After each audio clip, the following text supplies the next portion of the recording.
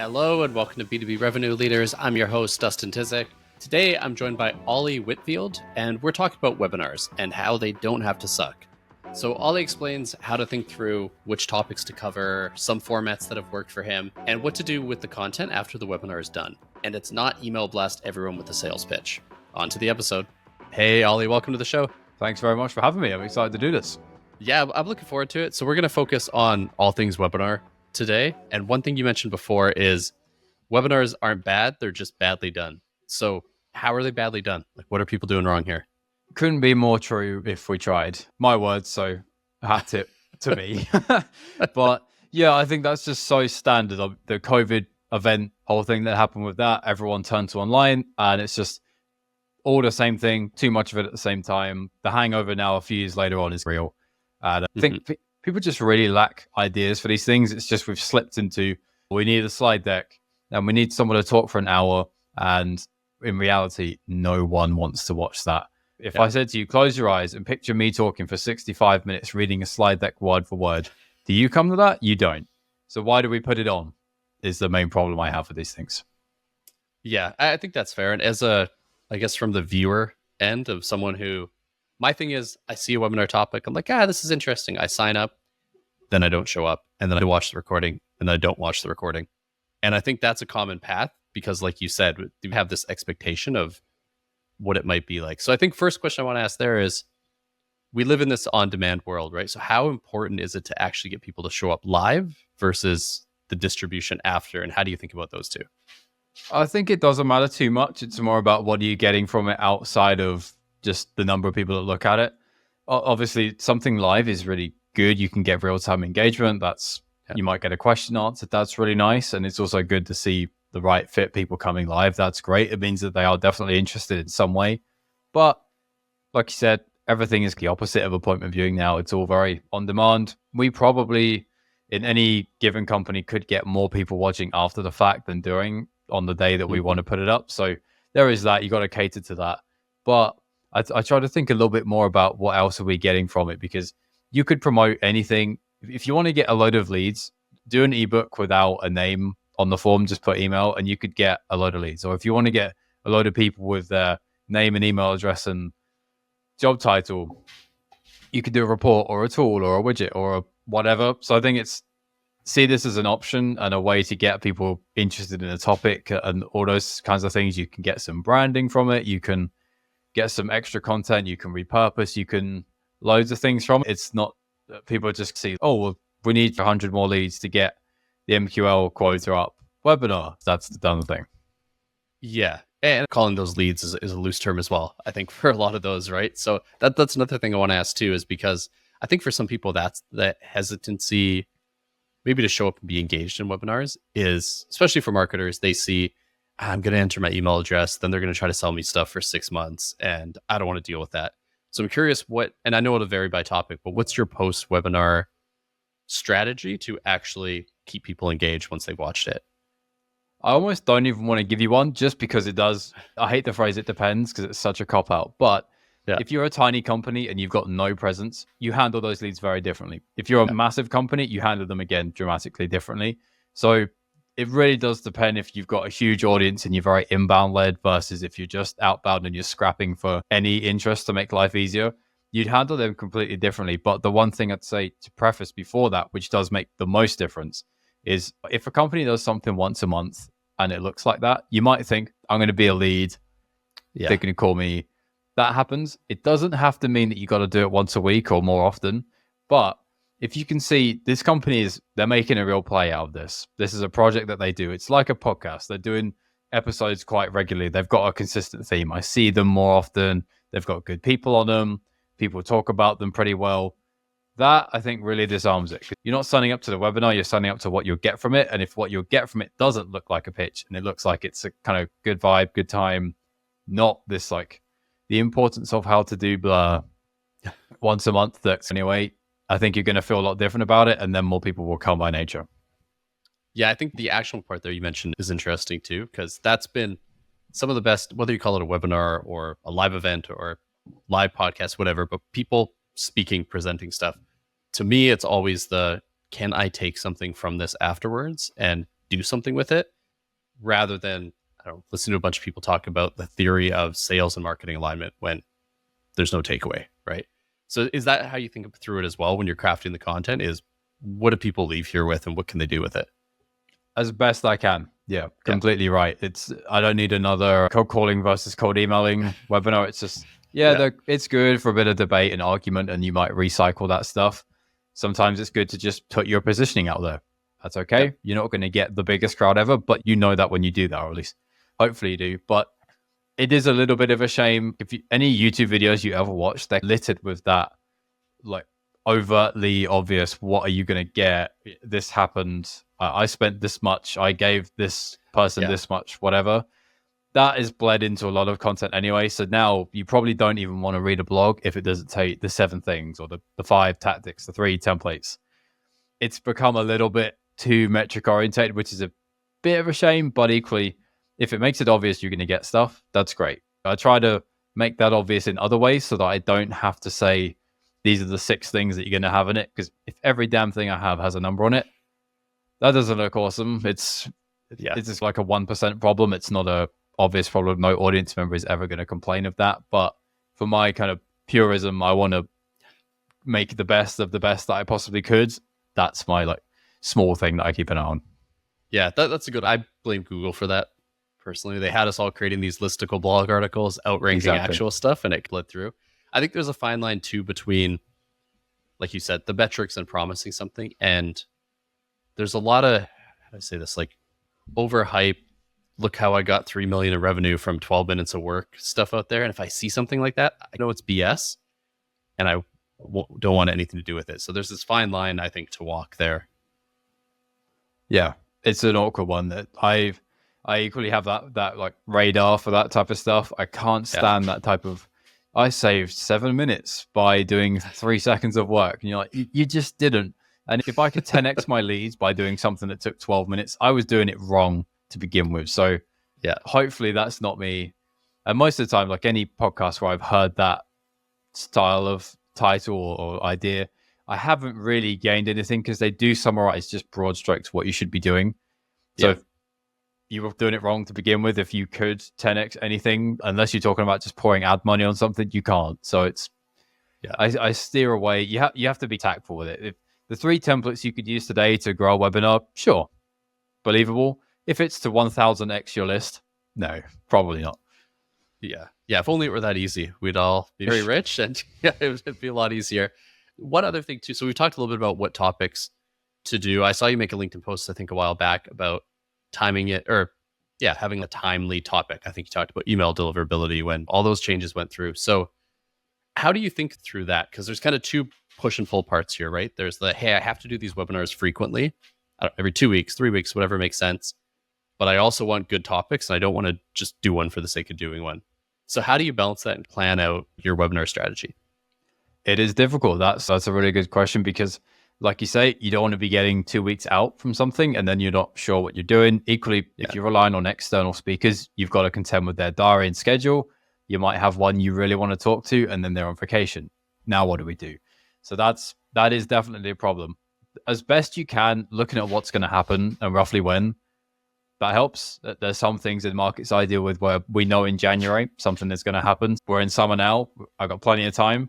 I can work out who we want to talk with. And equally, like the day of the change, it's a waste of time to talk about it. We should probably talk 2 weeks after. And that's still hot enough that there's people who need to know, but they've had time to collect some thoughts. So that's the ideal when you do have that time. Equally, something could just happen.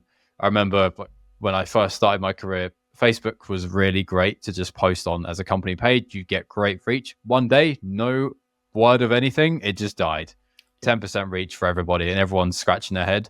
At that point, I think the best you can do is, as quickly as we can, who knows anything about this? Let's address the state of the union. We don't have to have solutions. We don't have to say this is what you do. But you can have a couple people who feel like they're in a similar boat, who maybe are talking about it a little bit and have some kind of ideas, maybe even hopefully differing ones. You don't all want to agree because that makes a conversation very boring. But at that point, you can say, the state of the union, here's what we think so far. Here's what we've seen. That's safe because you can never be wrong with that if you've got your own insight and just recollection of what you're seeing. Because that's, if you've not got a solution, you're fine to do that regardless, because people still want to know, and other people won't be as privy to what you're seeing as you are. Even if it sounds like everyone knows, it's still, you're timely, so you're going to get people for that. You're not necessarily saying a solution, but you might be able to offer ideas toward it, which others haven't yet got. So you've got that. That's as close as you can get if you're going to get something happen tomorrow morning. Yeah, and that one leads to, like you said, multiple voices, probably, hopefully, interactivity, because people are there and they actually care about it. So we talked about topics. The other part is kind of format and how you connect them. Obviously, like you said, 60 minutes reading off a PowerPoint slide. Like, I did that all through university, sitting through lectures. I don't want to do that again right now. So what other formats have you found that worked? And I know it's going to depend on topic, but are there any that you've tried out that are more reliable? Yeah, there's quite a few. It will definitely range. Like, for instance, one that I've never been able to run personally. I've come towards it. But if I said, get an A player, like a big shot person in your market to come along, you're thinking of like a marketing leader or something like that. I mean, like levels above that. I went to a virtual conference who had Mark Cuban. Like, okay. It was almost too much because everyone was just asking him about basketball and football stuff, but it wasn't really about business at all. But of similar level, maybe not Mark, but that type of thing, you approach that very differently to how you would approach maybe a talk show. So my favorite, the easiest one you can do is, let's say we have a panel here. This is 3 or 4 of us and you're the host. Mm-hmm. We normally would just have a medley of conversation. You might watch the clock and say, we haven't talked about that topic, so I'll move us on. We'll go talk about that. We'll all sporadically go in over each other. It's a mishmash of thoughts and ideas and probably a lot of agreement, which is not what you want. I try and take that, but I make it like I'm English, a humour me, Letterman or a Kimmel talk show where, at least to my knowledge, and the UK ones do this, show starts, he talks for a second, and then first guest comes out. 10, 15 minutes, they're talking about whatever, any convo. And then they say, oh, you're on tour next week, aren't you? And then, oh, it's your album or it's your movie you're promoting. Commercial break, next guest comes out, and that 15-minute loop cycles across and happens again. Maybe there's time at the end. But that type of thing, you can easily say, okay, I could have, let's say our topic is how to do webinars. First person comes out, we could have someone who only talks about the promotion.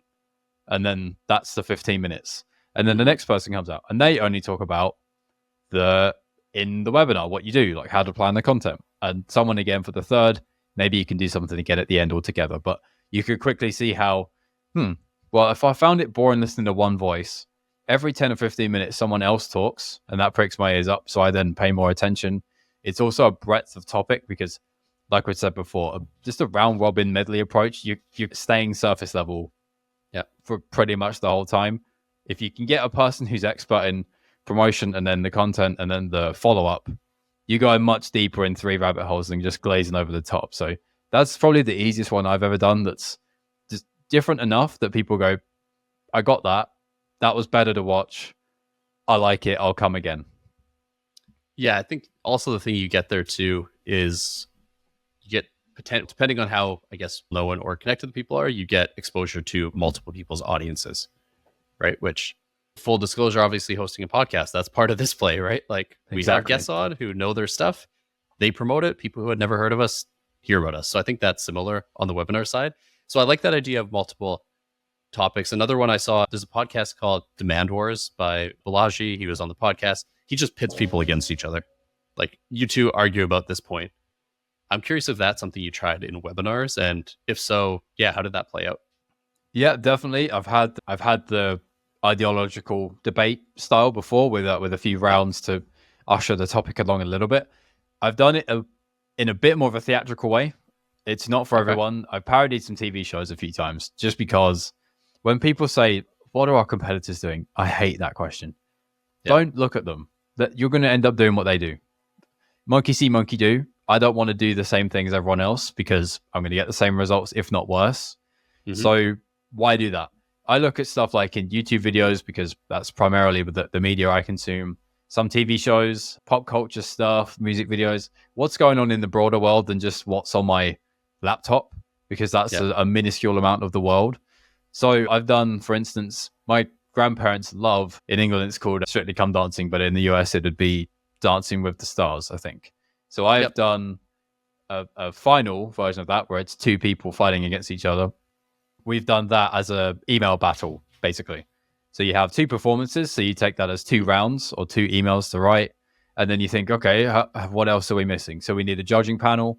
Great. I'll get some authority speakers in my space to be the judges. They need to score. Great. That's easy. I'll be the host. That means I just have to usher the topic along. They need time to write. What am I going to do with that time to write? I guess I'll talk to the judges and get their kind of wisdom and advice so it's actionable. What we're going to write about, I need someone to give them the context or the situation and the ICP to write towards. Otherwise, it's just too random. So then how do I do that? I could go live, quote unquote, to my experts who are other experts who want to get involved in the promo. All kind of, if you imagine the group of 9 people, like me, my 4 speakers, my 4 judges, my 2 panelists, and so on, we're all engaging with each other. So it's all, again, groundswell promo. That was really good fun. Wasn't the biggest lead list I've ever seen in my life, but you can imagine how much of a splash that made compared to just a standard 3 email templates type of thing that I would do. Mm-hmm. And I asked the speakers at the end, look, this is the first time we've done this, and we went on to do it a few times. Please tell me what you think I could have done better with this, because the format alone is fun. Everybody gets it because it's a TV show. If I did a Family Feud one, which I have, you get what's going to happen. You just know. So that's easy to watch. It's easy to register for, provided it's somewhat actionable. And they really love being part of it. And because they love being part of it, they help me promote, which was a major thing. Because like, if this is terrible and we have a crappy time here, and like you're just reading a slide deck to me for an hour and like asking a question saying, great, thanks, next question. Do I promote this loads? It depends. But if I had like a great time and I thought this was really cool, of course I do.